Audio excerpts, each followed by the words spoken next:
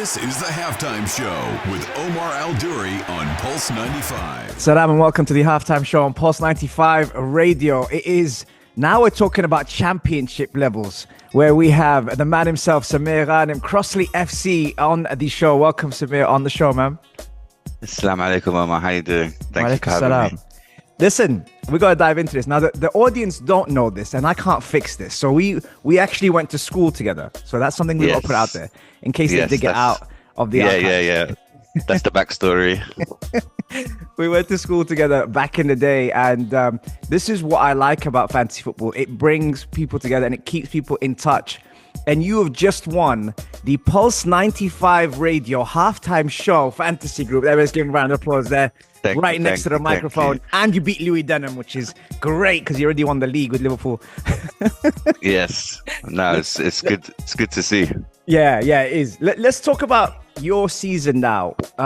Highlights of your season, because obviously we've only started talking towards the end when there was a two-horse race between you two. What was the highlights of your season for Crossley FC? This year, the big thing at the start for me, which was a bit different, was I didn't go with Haaland. It was one of my main highlights of this year, not putting him in my team, because that was what everybody, I think, started off the season doing. It was all about Haaland and Salah, Mohamed Salah. And I chose not to put in Haaland, and that was a big call. And I think that stuck with me really well and set me off at the start of the season really well. How early were we talking? What game week? Do you remember? As in, that was from the very beginning. So as in game week 1, the choice at the beginning of the season is, do you go down the Haaland route and you don't have as much money to spend than other people, or you don't have Haaland and you've obviously got a bit more money to spend. So I decided not to go with Haaland. And then within the few weeks, you can see that your decision's the right one, because everyone then starts dropping Haaland for a little while and they all bring in Salah, Mohamed Salah. And and that worked out really good. So that was a great start for me this year. And then let me just have a look at my team. I think there's a couple of other highlights. I think more so in the people that I've chosen to be in my team. So like on City defenders? No, like Mbuemo, for example. Yeah. For Brentford. So he was someone I sort of got really early on, and I've had him throughout the whole year. And so he did me really good. And the other really good pick for me this year was Milenkovic.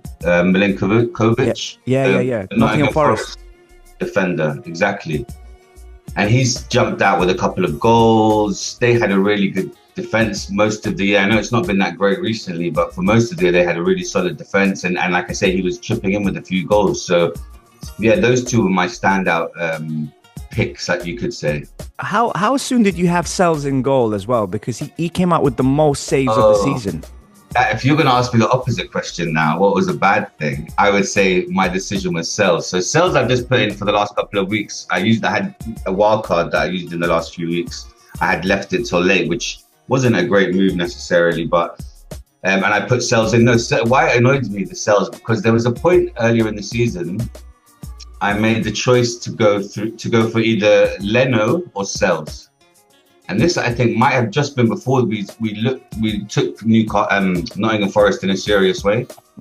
So I was like, what should I do? And I chose Leno, obviously the wrong choice at that point. But I did have the defender, so it wasn't like too bad. Yeah. But he's Nottingham Forest defense, like Arsenal, top best defense in the league. So they were good calls. And do you remember what your first team looked like roughly? Do you remember from the players? Like which ones, if you gave me a spine from the goalkeeper to the striker, which ones did you start off with? And are any of them in the squad? I know you mentioned Mbuemo. Yeah, I do. If I look at I've got my team up on the other screen, so I can see the players that I took out. And now looking at them now, it's a bit actually, let me see. So transferred out. People like, the first one was Castagna for Leicester. Henderson, I think that's the Liverpool Henderson. So I think he then transferred away. Wow, okay. No, that can't be that Henderson. No, that's the keeper Henderson. Dean Henderson, the goalkeeper. Yeah, Dean Henderson, my bad. That's Dean Henderson. I swapped Gabriel for Arsenal to Timber. I had Quansah for Liverpool, who I think on the first game of the season started for 25 minutes and then got subbed. Yeah. And then he never came back. Yeah.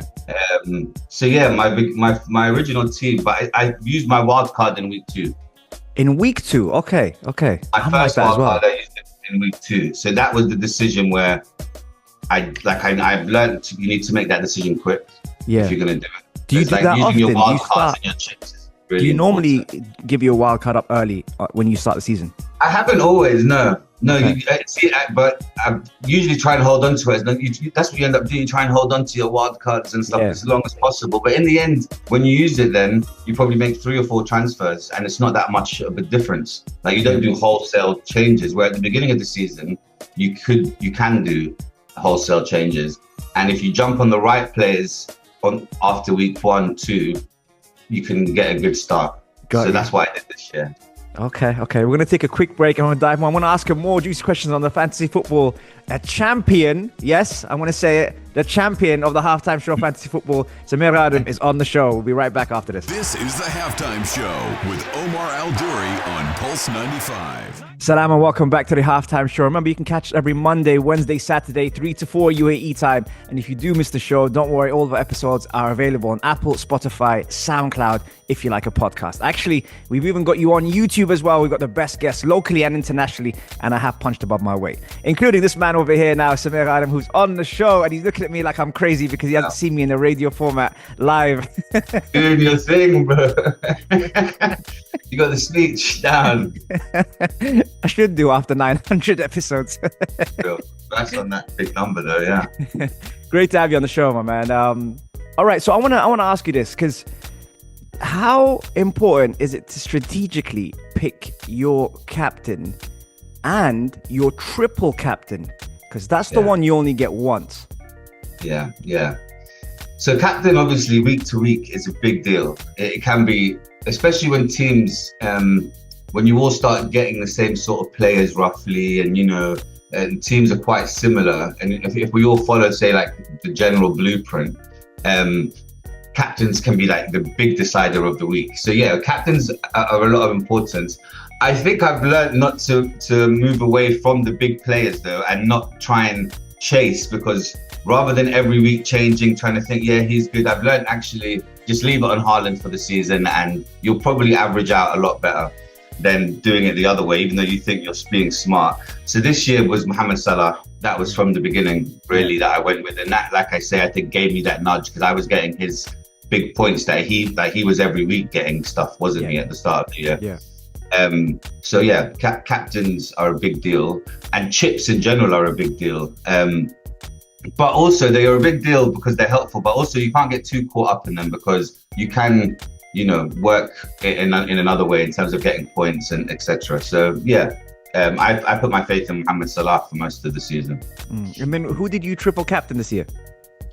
Triple captain, I'm trying to think. So I used a lot of my chips late this year. I don't like how I actually used my chips this year, and I used the triple captain in game week 25. I'm just trying to think who I had it on. It probably was Mohamed Salah, to be honest. Yeah. Like I feel like I would have waited for his game. I can't remember exactly the person, but yeah, it would have been Mohamed. But I used that quite early. And then there was a period where I should have maybe used the assistant manager, because this year we had a new chip called the assistant manager. Yeah. That threw things around, and I think I used that too late, and that pushed all of my chips back. So I've just been using them in the last few weeks, game 33, game 36, game 37, where most people were using them a bit earlier. Yeah, I was going to ask you, that was my next question. What's the best way to use your assistant manager? Yeah. So it was a new thing this year. Everyone was figuring it out. I used it on Glasner, the Crystal Palace manager, at some point. And I used it on game week 30. So, and the thing is, you're forced for 3 weeks. You can't do anything else, obviously, because you've got that chip. So I had it for that period where I think the best time to use it was probably at game week 26, game week 27. But in the end, yeah, it was fine. Like, we're talking here because I've won your league, which is great, and I've won a couple of other leagues. But overall, I didn't win. Obviously, like there's the game itself. So there's lots of improvements for me to do, obviously. Yeah. Yeah, I think top 25k though, so that's not too bad in the whole game. Yeah, somehow I don't feel like if Louis won this, he'd be as humble as you know. So, yeah. So I want us to brag as much as we can. Louis is a name I've never known, and I've only now know from playing fantasy football. Yeah, he's brilliant. He does the morning majlis on Pulse 95 Radio, and one thing I have to say is that he's been very consistent. I really like the fact you don't know each other, and I asked you, I think it was with one more week to go. I asked you, I said, how is it looking for next week? And then you went, well, he's just played his bench boost and he did really well. And I was like, wow, so you know exactly what he's doing. Yeah. And he's Louis' team I look at. Doing. Oh, does he? Yeah. Louis' team I look at. Like I actually look at his team every week, which is when you're talking about openly with someone, this is the first time I've really spoken like this with somebody. Yes, it's not something you I'm looking at his team. I'm wondering who's this Louis guy, over in Dubai, obviously. But yeah, there you go. That's what fantasy football does in a way. Yeah. No, it was great. And then you ended up playing your bench boost at the end. Is that right? And you got 66 points and he got 57 points. So that was actually effectively a game changer for you as well. Yeah, no, he had a really good week. And like you said, when you messaged me it was out of the blue, you messaged me about this one. I was like, yeah, he's just it put me down. But I had to remember that I still had my chips because over the last few weeks, everyone's been doing a bit better than me because you've been using their power hits, their chips. Yeah. And I hadn't. So I knew mine was coming. And then I had a really good, my bench boost then was used in game week 37. So not this weekend, last weekend. And yeah, I had a really good bench boost as well. Because it's not always the case to have a good bench boost. That's I think it's one of the chips that you think is great, but in the end, it doesn't give you much. Yeah. So Louis had an amazing one, and mine also ended up being good. So yeah. And so you said that you did the wild card early for the first half of the season. Yeah, when did you do the second wild card? The second wildcard again, I left it till game week 36. Wow. So, which is, not using it at all. And then you use your bench boost the week after because obviously you'd set your team up nicely, which is what I did. So I was using all the chips. They were just getting squeezed. And in the end, I felt like they were a bit rushed because this year, I think there was an expected double game week that didn't end up happening because some of the results in Europe and Aston Villa going out, etc. and stuff like that. So, it can just depend on the season and the way that the games, the gap weeks and the double weeks. See, I've just picked up something from you myself because I never bench boosted after a wild card. I always thought, save it just in case. And now when you said that, I thought I need to do that for next season. Yeah, the best time to use a bench boost is the next week straight after a wild card because you would have set your team up perfectly. But this year it was tricky because you then had a blank week the next game. So if you had a load of players that would double, it's a risk because they then blank the next week. So it's all the game, lots to it, lots of different aspects, and But you don't do too bad. I don't know. Do you play? Are you consistent? The biggest thing with fantasy football is consistency. The people that manage to play it, as in they do their changes every week. Yeah. They'll be ahead of the game just because most people's lives, everything gets in the way. It's a game. I even had a few weeks where I forgot to change my captain. I forgot, and that does affect it. So the people that just are consistent is the main thing. Yeah. No, I think. Listen, I would love to say, I was bothered. Oh, you were bothered this year? I was bothered, and the thing is that I give the best advice. I just don't follow it. So then you look at yourself, Crossley FC at number 1, and then you go down, and then I'm just about at 14th, and I lost like a couple of spots because I was 12th, and I was thinking, right, I'm climbing up here, and then Marco Soares actually, who was he won it last year. He won it last year, exactly. Yes. He's the other name that I know in my head that I just never would have known besides fantasy. But see, isn't that really good, man? To be able to, again, Marco used to work in the UAE in my wife's old company, then moved to South Africa, and so I don't speak. He's in South Africa now, so I don't speak to him or anything. But last year I got him on the show, like I got you, and I said, "Tell us how you done it." And then I was looking at him and I was thinking he's always in the top 6, and I'm not sure, maybe he didn't do his usual Marco Soares way, because, like you said, you have to be on it. I was on it. If life gets in the way, like I've got a good friend that in another league that I play with here, and I know with him, guaranteed by the end of the year he's neglected it. His kids have got in the way, extra life's got in the way, and that's what does the damage. So Marco, he pipped me last year. Last year I was also the top most of the season in your league, and then Marco just came at the end and took it. So I had a bit of post-traumatic stress this year that I thought Louis was going to come and do the same thing. But Louis was going to do a slot on you. Yeah. No, that's brilliant. That's brilliant. We're going to take a quick break and we'll be right back after this. This is the Halftime Show with Omar Al-Duri on Pulse 95. Salam and welcome to the Halftime Show on Pulse 95 Radio. An episode I've really enjoyed because A, it's got me a chance to connect with someone I haven't spoken to since school days, and B, someone who's won the Halftime Show Pulse 95 Radio Fantasy Football League. Yes, he's here. Samir, before we let you go, any tips that you want to give away before you publish the book on winning the fantasy football? Any tips you can share with us? I'm available if people need any support with their game next year, Omar. Any tips? No. Well, the first tip is doing your team. That is the main thing. Is just giving it 5 minutes and doing your team. The second tip I would say is not being so tight in a way of actually just going for it sometimes and making the changes and being a bit proactive with things. I don't know. I'm not a pro. Like there's lots of pros in fantasy football that obviously put out their tactics and whatnot. But for me, this year I just tried to not trying to think about it, not sit on an idea for too long.